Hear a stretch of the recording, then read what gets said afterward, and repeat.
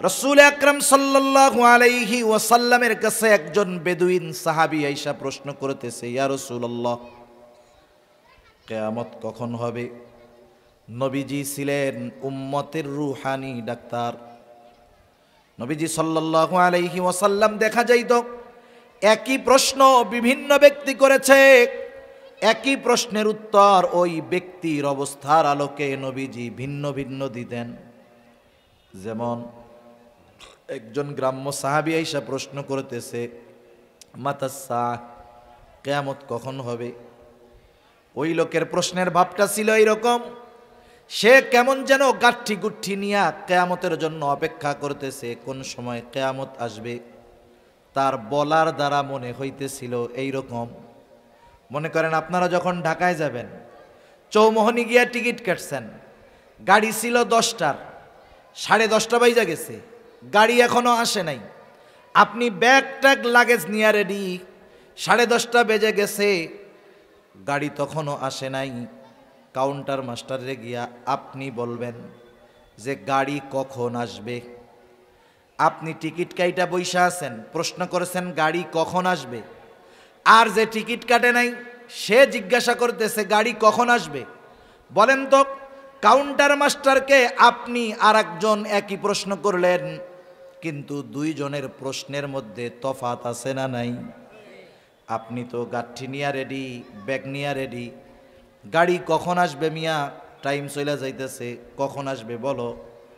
আর একজন টিকিট কাটার জন্য প্রশ্ন করছে গাড়ি কখন আসে। যদিও শব্দ এক, কিন্তু এই দুইজন প্রশ্ন করছে এক, কিন্তু দুইজনের প্রশ্ন বলার বাচন ভঙ্গি কিন্তু আলাদা। ওনার প্রশ্নের ভাবে মনে হচ্ছে উনি কিয়ামতের জন্য অপেক্ষা করতেছে, ওই টিকিট কাটা আল্লাহর বান্দার মতো, যে গাড়ি কেন আসে না। এই ব্যক্তির প্রশ্নের অবস্থা নবীজি বুঝতে পারছেন, জবাব না দিয়া পাল্টা প্রশ্ন করছেন, মা আ'দাত্তা লাহা, তুমি কিয়ামতের জন্য কি পাথেয় সংগ্রহ করেছো? লোকটা বলতেছে, ইয়া রাসূলুল্লাহ, আমি আল্লাহ এবং তার রাসূলকে ভালোবাসি। নবীজি বললেন, যে যাকে ভালোবাসে তার সাথে অবস্থান করবে। ওই লোকটাও প্রশ্ন করতেছে কখন কিয়ামত হবে? নবীজি সাল্লাল্লাহু আলাইহি ওয়াসাল্লাম বললেন, যখন আমানতের খেয়ানত হবে, কিয়ামত তখন হবে। প্রশ্ন করা হলো, কি সেইটা ইয়া রাসূলুল্লাহ? নবীজি বললেন, শোনো, যখন কোনো দায়িত্ব যোগ্য লোকের জায়গায় যখন অযোগ্য লোককে দায়িত্ব দেওয়া হবে, তখন কিয়ামতের জন্য অপেক্ষা করো। যোগ্য লোকের চেয়ারে অযোগ্য লোক যখন বসবে, বুঝবা কিয়ামত বেশি দূরে নয়, সেটা নিকটবর্তী হয়ে গেছে। এখন এত আর কোনো এমন কথা না, সূক্ষ্ম তাত্ত্বিক কোনো বিষয় নয়, এটা বোঝার জন্য অনেক জ্ঞান, অনেক ইলমের দরকার আছে। এটা বোঝার জন্য দরকার নাই এমন জ্ঞানের। গোটা দুনিয়ার দিকে তাকান, আমাদের দেশ সহ তাকান, ডানে বামে তাকান, তাম দুনিয়ার মধ্যে তাকায় দেখেন, অধিকাংশ জায়গায় দেখবেন যোগ্য লোকের চেয়ারে অযোগ্য মানুষ বসে আছে, ঠিক কিনা বলেন? যোগ্য লোকের চেয়ারে অযোগ্য লোক বসে আছে। এমন এক জামানা ছিল, মানুষ যখন দায়িত্ব নিতে চাইতো না, এই জামানায় দায়িত্ব নেওয়ার প্রতিযোগিতা শুরু হয়ে গেছে। শুধু তাই না, মানুষ দায়িত্ব টাকা দিয়ে কিনতে চায়, ঠিক কিনা বলেন? দায়িত্ব টাকা দিয়ে কিনে, দেশ সেবা করার জন্য টাকা দেয়। কতজন দেখবেন, অনেক ইউনিয়ন পরিষদে নির্বাচন হবে, গ্রাম হলো 10টা, ক্যান্ডিডেট 20 জন, প্রত্যেকেই ছাপাইছে অমক ভাই আপনাদের দোয়া প্রার্থী, এই মার্কায় ভোট দিয়া এই ইউনিয়নের জনগণের জন্য খেদমত করার সুযোগ করে দেন। দেখা গেল নমিনেশন আনতে, নির্বাচনে জয়ী হতে 5 কোটি টাকা খরচ করে ফেলছে। ওই বেটার যদি আসলেও মানুষের খেদমত করার ইচ্ছা থাকতো, চেয়ারম্যান হওয়া লাগতো না, 5 কোটি টাকা দিয়া সে মানুষের খেদমত করতে পারত। তার মানে এই ব্যয় খেদমতের জন্য করে নাই, চেয়ারম্যান সাহেব হওয়ার জন্য করছে, ঠিক কিনা? আগের জামানার মানুষ দায়িত্ব নিতে চাইতো না, এখন দায়িত্ব নেওয়ার জন্য প্রতিযোগিতা করে।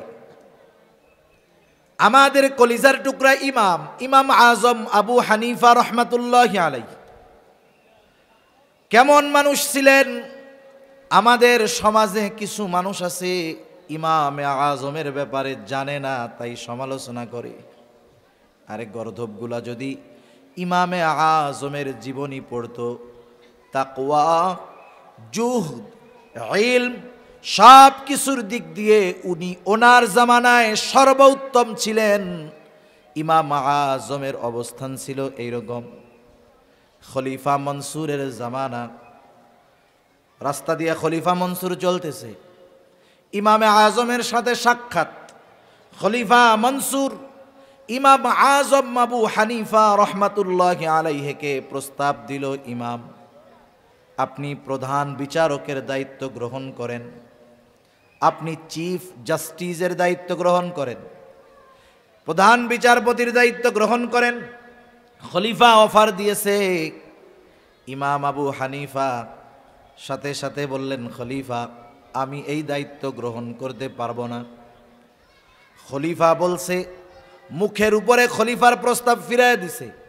খলিফার ইগোতে লাগছে, আত্মসম্মান বোধে লাগছে। খলিফা হাতের চাবুক দিয়ে ইমাম আবু হানিফার গায়ে একটা বাড়ি মারছে। খলিফা যখন রাজপ্রাসাদে ফিরে গেছে, খলিফা মনসুরের চাচা বলতেছে, মনসুর কাজটা তুমি ভালো করো নাই, ইমাম আজমের গায়ে চাবুক দিয়ে আঘাত করছো, কাজ ভালো করো নাই, তার কাছে ক্ষমা চাও। কারণ মানুষ যখন রাগে থাকে, মানুষ যখন রাগান্বিত হয়, এমন কিছু কাজ সে করে ফেলে সুস্থ অবস্থায় বা রাগহীন অবস্থায় ওই কাজটা সে কল্পনাও করে না। ঠিক কিনা বলেন?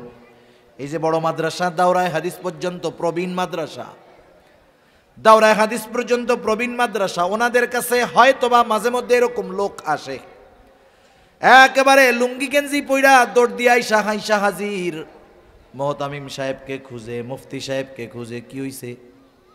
বলে হুজুর বউয়ের সাথে রাগারাগি কইরা একসাথে 14 তালাক দিয়ে দিছি। আছে না নাই? বলেন তো দুনিয়ায় কেউ খুশি হইয়া তালাক দেয় নাকি? আরে রাগের মাথায় তো দেয়। এই লোকটা সুস্থ অবস্থায় স্ত্রীকে তালাক দেওয়ার কথা চিন্তাও করতো না। ওই কথা যদি অন্তরে আসতো, চিন্তায় আসতো, নিজেকে নিজে ধিক্কার দিত। অথচ রাগের সময় ওই কাজটা কইরা ফেলছে। কারণ একটা মানুষ যখন রাগে অতিরিক্ত রেগে যায়, তার নিয়ন্ত্রণটা শয়তান নিয়ে নেয়। ওই সময় শয়তান তাকে দিয়ে এমন কিছু কাজ করায় যে রাগহীন অবস্থায় সেটা সে কল্পনাও করতে পারে না। ওই সময় তো রাগে চাবুক দিয়া বাড়ি মেরে দিছে, এখন নিজে একটু অনুতপ্ত হইতেছে, আরে কাজটা করা ঠিক হয় নাই। কিন্তু উনি তো খলিফা, ইমাম আবু হানিফার কাছে গিয়ে মাপ চাইবে, এটাও তো লজ্জা লাগতেছে। খলিফা মনসুর এইবার তার বিশ্বস্ত লোকটাকে বলতেছে, যাও ইমাম আবু হানিফার কাছে যাও, আমার পক্ষ থেকে গিয়ে ক্ষমা চাও। যাওয়ার সময় এক থলে স্বর্ণ মুদ্রা দিয়ে দিল। বলবা ইমাম খলিফা তার কর্মের জন্যে অনুতপ্ত, লজ্জিত, আপনার কাছে ক্ষমা চেয়েছেন, আপনি ক্ষমা করে দিয়েন। আর এই এক থলে স্বর্ণ মুদ্রা আপনার জন্য হাদিয়া দিয়েছে, আপনি যদি খলিফার হাদিয়াটা গ্রহণ করেন, খলিফা নিশ্চিত হবে যে আপনি তাকে ক্ষমা করে দিয়েছেন। এইবার ওই লোকটা ইমাম আবু হানিফার কাছে গেল, গিয়ে বলতেছে, ইমাম খলিফা আপনার সাথে যেই আচরণ করেছে এর জন্য তিনি লজ্জিত, ক্ষমা প্রার্থী। ইমাম আবু হানিফা বললেন, হ্যাঁ ক্ষমা করে দিলাম। এই জন্য দেখেন না, হায়রে মিয়া, উলামায়ে কেরামের দিলটাও কিন্তু নরম। এই জন্য কেউ যদি আলেমদেরকে কষ্ট দেয়, এরপরেও কেউ যদি আইসা ক্ষমা চায়, উলামায়ে কেরাম ক্ষমা করে দেয়। এটা তাদের দুর্বলতা না, কিন্তু এটা নববী এক সিফাত, নবীজির এক গুণ। আরে তায়েববাসী পাথর মারতে মারতে নবীজিকে রক্তাক্ত করে ফেলছে। কি পরিমাণ দেহের মধ্যে আঘাত, যে দেহের মধ্যে ছিদ্র ছিদ্র দাগ হয়ে গেছে, আয়েশা সিদ্দিকা রাদিয়াল্লাহু তাআলা আনহা দেখা বলতেছে, ইয়া রাসূলুল্লাহ সাল্লাল্লাহু আলাইহি ওয়াসাল্লাম, আপনার কি কখনো বসন্ত হয়েছিল নাকি? এটা কিসের দাগ? নবীজি বলতেছেন, এটা হলো তায়েববাসী না বুঝা আমাকে যে পাথর মারছে সেই পাথরের আঘাতের দাগ। নবীজিকে যখন রক্তাক্ত করে ফেলছে তায়েববাসী, রক্ত জামা ভিজে গেছে, রক্ত বেয়ে বেয়ে জুতার মধ্যে ঢুকে গেছে, এত পরিমাণ রক্ত দেহ থেকে বাহির হয়েছে, রক্ত শুকায়া পায়ের সাথে নবীজির জুতা আটকে গেছে। নবীজি যখন ক্লান্ত দেহ নিয়ে তায়েফের এক আঙ্গুর বাগানের পাশে বিশ্রাম নিচ্ছেন, আল্লাহ তাআলা জিবরাইল আমিনকে পাঠায়া দিয়েছেন, সাথে আর একজন ফেরেশতা পাহাড়ের দায়িত্বে নিয়োজিত। ওই ফেরেশতা আয়েশা বলতেছে, ইয়া রাসূলুল্লাহ, আল্লাহ তাআলা আমাকে আপনার আদেশ পালনের জন্য পাঠিয়েছেন।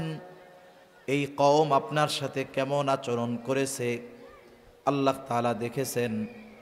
আপনি যদি আদেশ করেন, 2 পাহাড় মিশিয়ে তায়েববাসীকে পিষিয়ে দেওয়া হবে, নিশ্চিহ্ন করে দেওয়া হবে। এখানে যে একটা জনবসতি ছিল, জনপদ ছিল, একেবারে নিশ্চিহ্ন করে দেওয়া হবে। হায় রে, নবীজি কি বললেন? নবীজি তাদের উপরে সামান্য গুসা হন নাই, এমনটাও বলেন নাই হালকা একটু দিয়া সতর্ক করে দাও, এমনটা বলেন নাই। বরং নবীজি আরাম করতেছিলেন, উঠা বৈশা গেলেন।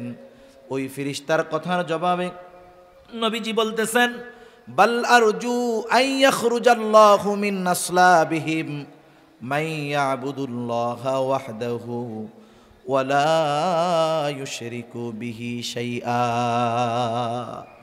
তুমি তো বলতেছ 2 পাহাড় মিশাইয়া নিশ্চিহ্ন করে দিবা, আর আমি তো এদের ব্যাপারে আল্লাহ তাআলার কাছে আশা পোষণ করি যে আল্লাহ তাআলা এদের মধ্য থেকে এমন এক প্রজন্ম বের করবে, উলামায়ে কেরামের এক নববী সিফাত। এজন্য আলেম আহলে হক উলামায়ে কেরামের সাথে বেয়াদবি করলেও আয়েশা মাফ চাইলে মাফ করে দেয়, এটা দুর্বলতা না। ইমাম আবু হানিফা বললেন, মাফ করে দিছি, অসুবিধা নাই। কিন্তু খলিফা তো বইলা দিছে, হাদিয়া দিবা, হাদিয়া গ্রহণ করলে নিশ্চিত হব যে উনি ক্ষমা করেছেন। লোকটা বলতেছে, এই যে 1 থলে স্বর্ণ মুদ্রা আপনার জন্য খলিফা হাদিয়া দিয়েছে, গ্রহণ করেন। ইমাম আবু হানিফা বললেন, মাফ করে দিয়েছি, হাদিয়া গ্রহণ করা যাবে না। বললেন, খলিফা বলছে আপনি নিজে রাখেন, নাইলে উনি বিশ্বাস করবে না যে ক্ষমা করছেন। আপনি রাইখা দেন, আপনার ব্যয় করা লাগবে না, আপনি অন্য কাউকে দিয়ে দিয়েন। ইমাম আবু হানিফা বলতেছে, তোমার কাছ থেকে রাখার পর আমি খরচ করলাম নাকি অন্য কাউকে দিয়ে দিলাম এটা তো বিষয় নয়, বরং তোমার খলিফা মনে করবে আমার পাঠানো হাদিয়া ইমাম আজম গ্রহণ করেছে, সুতরাং এটা রাখাই যাবে না। সে আরো জোর জবরদস্তি করতেছে, রাখেন না। ওই লোকটাও তো বিরক্ত হয়ে যাইতেছে অনুরোধ করতে করতে। এইবার ইমাম আবু হানিফা রহমাতুল্লাহি আলাইহি বলতেছেন, বলেন তো কাউরে চুরি করে আয়না হাদিয়া দেওয়া জায়েজ আছে নাকি? হ্যাঁ, দুর্নীতি কইরা টাকা আইনা আর একজনরে হাদিয়া দেওয়া জায়েজ হবে নাকি? বলেন তো, আমার আপনার কাছে যদি ব্যাগ ভর্তি টাকা কেউ আইনা দেয়, আমি আপনি যদি জানতে পারি টাকাটা অন্য কারো, আমার আপনার জন্য এই হাদিয়া গ্রহণ করা বৈধ হবে নাকি? তাহলে দেওয়াও বৈধ হবে না, নেওয়াটাও বৈধ হবে না। ইমাম আজম এবার বলতেছে, হাদিয়া তো দিতে হবে নিজের টাকা থেকে। বলতেছে, তোমার খলিফা যে হাদিয়া পাঠাইছে, এই হাদিয়া পাইল কোথায়? বলতেছে, কোথায় পাবে? বাইতুল মাল থেকে দিছে। এইবার ইমাম আবু হানিফা আরো কঠোর হয়ে গেলেন। একটু চিন্তা করে দেখেন, জামানার মুজাদ্দেদ যারা, ইমাম যারা, এদের সামান্য সিদ্ধান্ত এটা পরবর্তী প্রজন্মের জন্য দলিল হয়ে যায়, দলিল। আমি ঘটনা বলতে গেলে অন্যদিকে চলে যাবে।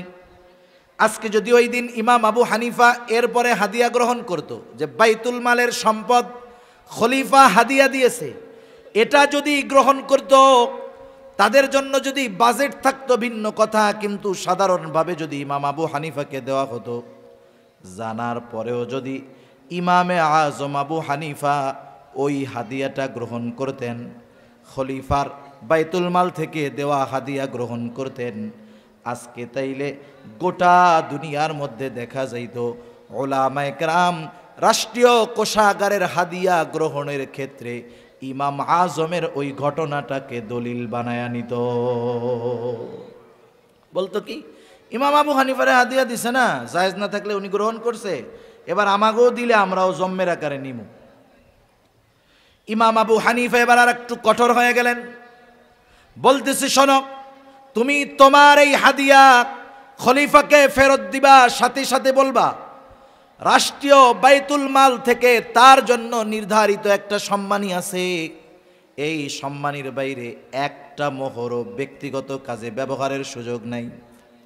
লোকটা একটু রাগ হয়ে গেছে, এইবার ওই মোহর ফেরত নিয়া খলিফা মনসুরের কাছে গিয়া বলতেছে, মনসুর, ইমাম আবু হানিফা এরকম এরকম বলছে। তিলরে আর একটু তাল বানায় নিছে।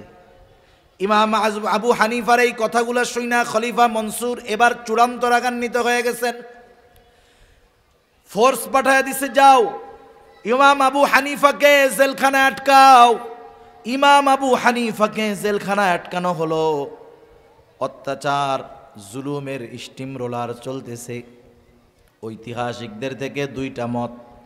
প্রথমটা হলো ইমাম আবু হানিফাকে জেলখানার মধ্যে চাবুক মারা হইতো আর বলা হতো প্রধান বিচারকের দায়িত্ব গ্রহণ করেন, তাহলে ছেড়ে দেওয়া হবে। চিন্তা করে দেখেন, জেলখানায় চাবুক মারা হইতেছে দায়িত্ব নেওয়ার জন্য, ইমাম আবু হানিফা দায়িত্ব নেন নাই।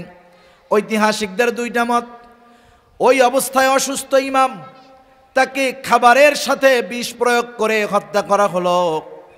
আর একটা বর্ণনা ঐতিহাসিকদের, যখন তিনি প্রচণ্ড রকমের অসুস্থ হয়ে গেছেন, বাড়িতে পাঠায় দেওয়া হলো, গৃহবন্দী করে ফেলা হলো। ওই অবস্থায় ইমামে আজম দুনিয়া থেকে বিদায় নিলেন। ইমামে আজমকে তার ছাত্ররা জিজ্ঞাসা করতেছিল, ইমাম, আপনি তো প্রধান বিচারকের দায়িত্ব নেওয়ার জন্য যত যোগ্যতা, জ্ঞান, ইলম যা দরকার সব আপনার ছিল, এত কিছু থাকার পরেও, যোগ্য হওয়ার পরেও আপনি দায়িত্ব নিলেন না, খলিফার জুলুম অত্যাচার সহ্য করলেন, কারণটা কি? ইমাম আবু হানিফা বললেন, শোনো, আমি যেই দায়িত্ব নেই নাই, কিয়ামতের দিন এই দায়িত্বের ব্যাপারে আমাকে জিজ্ঞাসা করা হবে না। কিন্তু যদি আমি প্রধান বিচারকের দায়িত্ব নিতাম, প্রধান কাজীর দায়িত্ব যদি নিতাম, ওইটা তো আমার কাছে আমানত হয়ে যাইত। কিয়ামতের দিন আমার দায়িত্বের ব্যাপারে আল্লাহ তাআলা জিজ্ঞাসা করত। যদি কখনো এই দায়িত্ব পালন করতে গিয়ে ত্রুটি বিচ্যুতি হয়ে যাইত, কিয়ামতের দিন আল্লাহর সামনে আমাকে খেয়ানতের ঋণ বোঝা নিয়ে আল্লাহর দরবারে দাঁড়ানো লাগতো। এই জন্য আমার উপরে এত জুলুম করার পরেও প্রধান বিচারকের দায়িত্ব আমি গ্রহণ করি নাই। আর আমরা তো দায়িত্ব নেওয়ার প্রতিযোগিতা করি। তিনি এটা জানতেন। আবু দাউদের হাদিস, রাসূল আকরাম সাল্লাল্লাহু আলাইহি ওয়াসাল্লাম বলেন, আমাদের মধ্যে কাউকে যদি কোনো দায়িত্ব দেওয়া হয়, সরকারি দায়িত্ব হোক আর বেসরকারি দায়িত্ব হোক, নবীজি বলেন, কেউ যদি ওই দায়িত্বের সুচ পরিমাণ খেয়ানত করে, সুচ পরিমাণ, নবীজি বলেন কিয়ামতের দিন ওই লোকটা খেয়ানতের বোঝা নিয়ে আল্লাহর সামনে উপস্থিত হবে। সেজন্য প্রত্যেকের জায়গা থেকে খেয়াল করা দরকার যে দায়িত্বটা তো আমানত। আমাকে যেই দায়িত্ব দেওয়া হয়েছে, সেই দায়িত্ব যদি যথাযথভাবে পালন না করি, আর ওই দায়িত্বের বিপরীতে যেই ওজিফা, যেই বেতন আমার জন্য আছে, আমি যদি সেটা পরিপূর্ণরূপে গ্রহণ করি, তাহলেও আমাকে খেয়ানতকারীদের তালিকায় অন্তর্ভুক্ত হতে হবে। ছোট বড় সকল ধরনের দায়িত্ব আমানত। আল্লাহ তাআলা আমাদের বুঝবার তৌফিক দান করুন, সবাই বলি আমিন। দায়িত্বের সময় যেই সময়টা থাকে, দায়িত্বের টাইম, ওই টাইমটাও আমানত। একজন লোক অফিসে চাকরি করে, ওই সময় চুক্তি আছে সকাল 8টা থেকে দুপুর 1টা, 1 ঘন্টা নামাজ, খানার বিরতি 2টা থেকে 4টা। এই যে সময়, 7 ঘন্টা 8 ঘন্টা সময় এটা তার জন্য আমানত। এই সময়টা সে নিজের কাজে ব্যয় করতে পারবে না। শুধু তাই না, যেই অফিসে চাকরি করে অনেক সময় অফিসের মোবাইল থাকে, খাতা থাকে, কলম থাকে, এটাও কিন্তু আমানত। ব্যক্তিগত কাজে ব্যবহার করা যাবে না, সময়টা নিজের কাজে ব্যয় করা যাবে না। মাজহার নানুতুবি রহমাতুল্লাহি আলাইহি নামে একজন আল্লাহর ওলি ছিলেন। উনি এক জায়গায় খেদমত করতেন, চাকরি করতেন, মাস শেষে সময় হিসাব কইরা কইরা বেতন নিতেন। যদি ক্লাসের কোনো সময়, দায়িত্বের কোনো সময় নিজের কাজে ব্যয় করতেন, ওই সময়ের হিসাব রাইখা মাসের শেষে ওই সময়ের পরিমাণ ওজিফা বেতন থেকে তিনি ফেরত দিয়ে দিতেন। কেমন আমানতদার ছিল এরা দায়িত্বের ব্যাপারে, সময়ের ব্যাপারে। শুধু তাই না, শরীয়তের বিধিবিধান, হুকুম, আহকাম, এটাও আমাদের কাছে আমানত। আল্লাহ তাআলা বলেন, ইন্না আরাদনাল আমানাতা আলাস সামাওয়াতি ওয়াল আরদি ওয়াল জিবাল ফাআবাইনা আন ইয়াহমিলনাহা ওয়া আশফাকনা মিনহা ওয়া হামালাহাল ইনসান। আল্লাহ তাআলা বলেন, আমি এই আমানত আসমানের কাছে, জমিনের কাছে, পর্বতমালার কাছে পেশ করলাম। তারা প্রচণ্ড ভীত সন্ত্রস্ত হয়ে গেল। এই আমানত তারা বহন করল না। ওয়া হামালাহাল ইনসান, মানুষ এই আমানত বহন করল। মুফাসসিরিনে কেরাম বলেন, কি সেই আমানত? কোন কোন মুফাসসির বলেন সেই আমানত হলো কোরআন। কেউ কেউ বলেন শরীয়তের সকল বিধিবিধান। একই কথা, একই কথা। তাহলে কোরআন হলো আমাদের শরীয়তের মূল নীতি, মৌলিক সব কিছু কোরআন সুন্নাহর মধ্যে আছে। এই আমানত কেউ বহন করতে রাজি হয় নাই, মানুষ বহন করেছে। এই জন্য শরীয়তের সকল বিধিবিধান, হুকুম, আহকাম আমার আপনার উপরে আমানত। সেজন্য আল্লাহ তাআলার যত আদেশ আছে আমানত, যত নিষেধ আছে আমানত। আদেশ কেউ যদি অমান্য করে তাহলে আদেশ অমান্য করলে গুনাহ হবে, সাথে সাথে খেয়ানতকারী হতে হবে। নিষেধ যেই বিষয়গুলো আল্লাহ তাআলা করেছেন, ওই নিষিদ্ধ কর্মগুলো কেউ যদি করে তাহলে তার তো গুনাহ হবে, সাথে সাথে ওই যে নিষেধটা ছিল এটা আমানত, অমান্য করার কারণে খেয়ানত হবে। এজন্য শরীয়তের সকল বিধিবিধান, হুকুম, আহকামগুলো আমানতদারিতার সাথে পালন করার দরকার। শুধু তাই না, আমাদের সন্তান সন্ততি আমাদের কাছে আমানত, আমাদের অধীনস্থ যারা আছে আমানত। কারণ কিয়ামতের দিন আল্লাহ তাআলা তাদের ব্যাপারে আমাদেরকে জিজ্ঞাসা করবে। নবীজি বলেন, কুল্লুকুম রাঈন ওয়া কুল্লুকুম মাসউলুনা আন রাইয়াতিহি। আমরা প্রত্যেকেই দায়িত্বশীল, প্রত্যেককে তার দায়িত্বের ব্যাপারে জিজ্ঞাসাবাদ করা হবে, অধীনস্থদের ব্যাপারে জিজ্ঞাসা করা হবে। কারণ আল্লাহ তাআলা কোরআনুল কারীমের মধ্যে বলেন, ইয়া আইয়ুহাল্লাযীনা আমানু কু আনফুসাকুম ওয়া আহলিকুম নারা। আল্লাহ তাআলা বলেন, হে ঈমানদারেরা, নিজে জাহান্নাম থেকে বাঁচো, অধীনস্থদেরকেও জাহান্নামের আগুন থেকে বাঁচাও। সাহাবায়ে কেরাম প্রশ্ন করতেছে, ইয়া রাসূলুল্লাহ, নিজে জাহান্নাম থেকে বাঁচবো বুঝলাম, আদেশটা করেছেন মুমিনদের উপর। ইয়া আইয়ুহাল্লাযীনা আমানু, হে ঈমানদারেরা, নিজে জাহান্নাম থেকে বাঁচো। ঈমান তো আনছো, কেমনে জাহান্নাম থেকে বাঁচবা? সাহাবায়ে কেরাম বলতেছে, ইয়া রাসূলুল্লাহ, নিজে জাহান্নাম থেকে বাঁচবো বুঝলাম, নেকের কাজ করব, গুনার কাজ থেকে বাঁচবো, কিন্তু অধীনস্থদের জাহান্নামের আগুন থেকে কেমনে বাঁচাবো? কারণ দুনিয়ার কেউ কাউকে জাহান্নামের আগুন থেকে বাঁচাতে পারে না। দুনিয়ার কোনো নবী রাসূল তার মোহাব্বতের লোকদের জাহান্নাম থেকে বাঁচাতে পারবে না। কিন্তু আফসোসের বিষয় হলো, আমাগো দেশের কিছু বাবা তার মুরিদদের জাহান্নাম থেকে বাঁচানোর টেন্ডার নিয়ে নিছে। আছে না এরকম? বাবার কাছে মুরিদ হও, টেনশন নাই, কবরে গেলে মুনকার নাকিরের আগে বাপ যাই হাজির হবে। যে কি বলবে, এই আরে প্রশ্ন করিস না, এ দুনিয়া আমার লোক ছিল, এই শয়তানেও চিন্তা করে এরকম উল্টাপাল্টা কথা কয় কেমনে। শয়তান বলে তুই হলি আমার সবচেয়ে বড় খলিফা, তোর মতো শয়তান থাকতে আমার আর ডিউটি করা লাগবে না। চিন্তা করে দেখেন, যদি দুনিয়াতে কোনো মানুষকে এই ক্ষমতা দেওয়া হতো সে জান্নাতে নিতে পারবে, জাহান্নামে নিতে পারবে, দুনিয়াতে কোনো মানুষকে যদি ক্ষমতা দেওয়া হইতো, একজন মানুষকেও যদি এই পাওয়ার দেওয়া হতো, আমার আপনার নবী এই পাওয়ারটা পাওয়া যাইতেন। কিন্তু নবীজিকেও আল্লাহ তাআলা এই ক্ষমতা দেন নাই। আল্লাহ তাআলা যদিও নবীজিকে হাদি হিসাবে প্রেরণ করেছেন, পথ প্রদর্শক হিসাবে প্রেরণ করেছেন, নবী পথ প্রদর্শক, আমার আপনার নবী পথ প্রদর্শক, আল্লাহ তাআলাও কিন্তু পথ প্রদর্শক। এই যে আমরা নামাজ পড়ি, প্রত্যেক নামাজের প্রতি রাকাতে সূরা ফাতিহা আছে, হাদিস হইল এইটা। আর এক গ্রুপ বলবে প্রত্যেক নামাজের প্রতি রাকাতে সবার সূরা ফাতিহা পড়তে হবে। বিষয়টা কিন্তু এটা না। ইমামের পেছনে যখন নামাজ পড়বে, ইমামের কেরাত মুসল্লির কেরাত একা পড়ুক আর জামাতে পড়ুক, প্রতি নামাজের প্রতি রাকাতে সূরা ফাতিহা লাগে। সূরা ফাতিহার মধ্যে আমরা বলি ইহদিনাস সিরাতাল মুস্তাকিম। আল্লাহ তাআলার কাছে দোয়া করি, আল্লাহ তাআলাই এই দোয়া করতে শিখাইয়া দিয়েছেন। আর এই দোয়াটা হলো আসমান জমিনের, আসমানের নিচে জমিনের উপরে সবচাইতে উত্তম দোয়া, সবচাইতে উত্তম ইবাদতের মধ্যে করা হয়।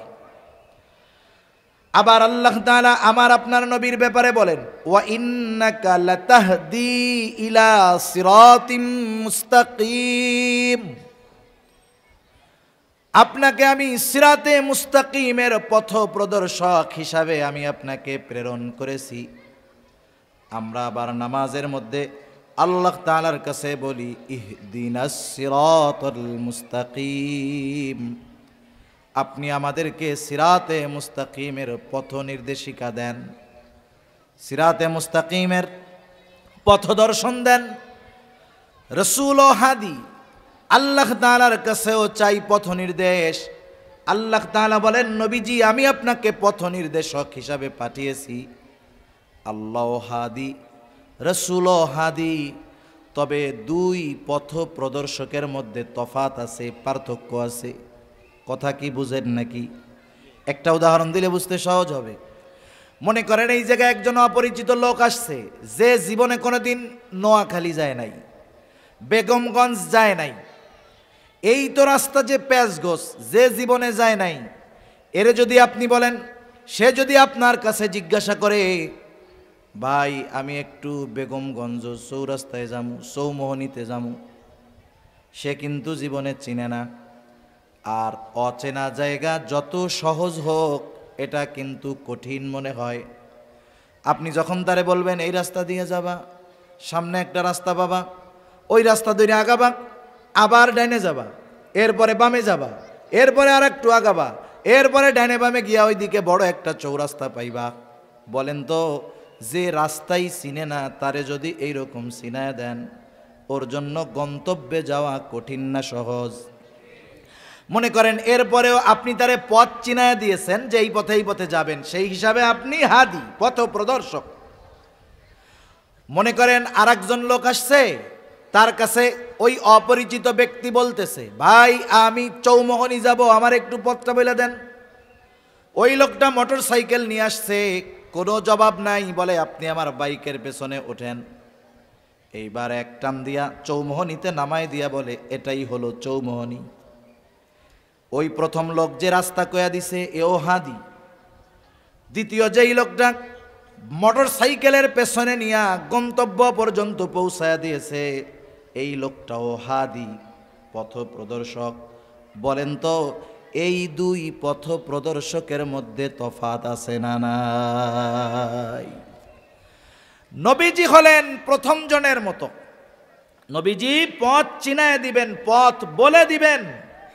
আর আল্লাহ তাআলা শুধু পথ বলে দিবেন না, ওনার দয়া রহমত দিয়ে ওই পথে পরিচালিত করে গন্তব্য পর্যন্ত পৌঁছায়া দিবেন। আমরা ইহদিনাস সিরাতাল মুস্তাকিম যখন বলি, তখন বলি না যে আল্লাহ পথ চিনায়া দেন, মূলত এখানে আমরা বলি আল্লাহ, যা গুণগান বর্ণনা করার তো আগে করছি, এরপরে বলি আল্লাহ আপনি আপনার করুণা দিয়ে, দয়া দিয়ে, রহমত দিয়ে সিরাতে মুস্তাকিমে পরিচালিত করে গন্তব্য পর্যন্ত পৌঁছায়া দেন।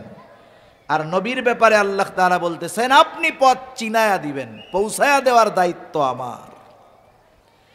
এই জন্য আবু তালেব যখন দুনিয়া থেকে চলে গেছে, নবীজি কান্না করতেছে, আহারে যেই চাচার দ্বারা এত উপকৃত হইলাম, চাচা ঈমান আনতে পারলো না। আল্লাহ তাআলা বললেন ইন্নাকা লা তাহদি মান আহবাবতা ওয়ালাকিন্নাল্লাহা ইয়াহদি মান ইয়াশা। আপনি যাকে ভালোবাসেন, যাকে চান, তাকে আপনি হেদায়েত দিতে পারবেন না, বরং আমি যাকে চাই তাকে হেদায়েত দিব। সুবহানাল্লাহ। সাহাবায়ে কেরাম জিজ্ঞাসা করতেছে, কেউ তো কাউকে জান্নাতে নিতে পারে না, আমরা কেমনে জাহান্নাম থেকে বাঁচাবো? মুফাসসিরিনে কেরাম বলেন এর দ্বারা উদ্দেশ্য হলো নিজে নেক আমল করবে, গুনার থেকে বাঁচবে, অধীনস্থ যারা আছে তাদের উপরে সর্বোচ্চ প্রচেষ্টার মাধ্যমে জাহান্নাম থেকে বাঁচানোর চেষ্টা করবে। তার চেষ্টায় যদি কোনো ত্রুটি না থাকে, হক আদায় হয়ে যাবে, তার উপরে যেই দায়িত্বটা ছিল, আমানতটা ছিল, সেটা পালন করা হয়ে যাবে। কিন্তু যদি অধীনস্থদের ক্ষেত্রে ওই দায়িত্বটা সে পালন না করে, তাহলে সেও খেয়ানতকারীদের অন্তর্ভুক্ত হয়ে যাবে। তাহলে আমরা আল্লাহ তাআলার সুন্দর ওয়াজের ব্যাপারে আলোচনা করতেছিলাম। আমানতের যতটুকু হয়েছে এতটুকু যদি আমরা আমল করি যথেষ্ট। আল্লাহ তাআলা বললেন ইন্নাল্লাহা ইয়া'মুরুকুম আন তুআদ্দুল আমানাতি ইলা আহলিহা। এক নম্বর আদেশ করেছেন আল্লাহ তাআলা যে আমানত তার হকদারের কাছে ফিরায় দাও। দুই নম্বর আদেশ ওয়া ইযা হাকামতুম বাইনান নাস আন তাহকুমু বিল আদল। তোমরা যখন মানুষের মধ্যে বিচার আচার করবা, ন্যায় বিচার করবা, তুমি যখন বিচারক, তোমার সামনে যদি তোমার দুশমনও বিচারের জন্য আসে, খবরদার শত্রুতা বশত তার সাথে অবিচার করবা না। ওয়ালা ইয়াজরিমান্নাকুম শানাআনু কওমিন আলা আল্লা তা'দিলু ই'দিলু হুয়া আকরাবু লিত্তাকওয়া। কোন কওমের উপরে বিদ্বেষ বশত তাদের উপরে অবিচার করবা না, ন্যায় বিচার করবা। ন্যায় বিচারের শ্রেষ্ঠ উপমা নবীজি রেখে গেছেন, সাহাবায়ে কেরাম দেখায় গেছেন, তাবেঈনরা দেখায় গেছে, সোনালী যুগের মুসলিম শাসকেরা দেখায় গেছে। এই জন্য যেই সমাজের মধ্যে ন্যায় বিচার আছে, যেই সমাজের মধ্যে ইনসাফ আছে, ওই সমাজে তো জুলুম থাকতে পারে না। যেই সমাজে, যেই দেশে, যেই জাতির মধ্যে ইনসাফ ন্যায় বিচার আছে, এই সমাজ, এই জাতি বড় সৌভাগ্যবান। আজকে গোটা দুনিয়ার কোথাও ইনসাফ নাই, ন্যায় বিচার নাই, ঠিক কিনা বলেন? ন্যায় বিচার যদি থাকতো, গোটা দুনিয়ার সব রাষ্ট্রপ্রধানরা ইসরায়েলকে এই অপরাধের কাঠগড়ায় দাঁড়া করাতো, ঠিক কিনা বলেন? ন্যায় বিচার নাই, মরে গেছে। বিচারের মধ্যে আছে স্বজনপ্রীতি, দলপ্রীতি, গোত্রপ্রীতি, দেশপ্রীতি, ব্যক্তিপ্রীতি। কিন্তু নবীজি ন্যায় বিচারের উপমা রাইখা গেছে। হাদিসের একটা ঘটনা শোনায় আলোচনা শেষ করে দিব।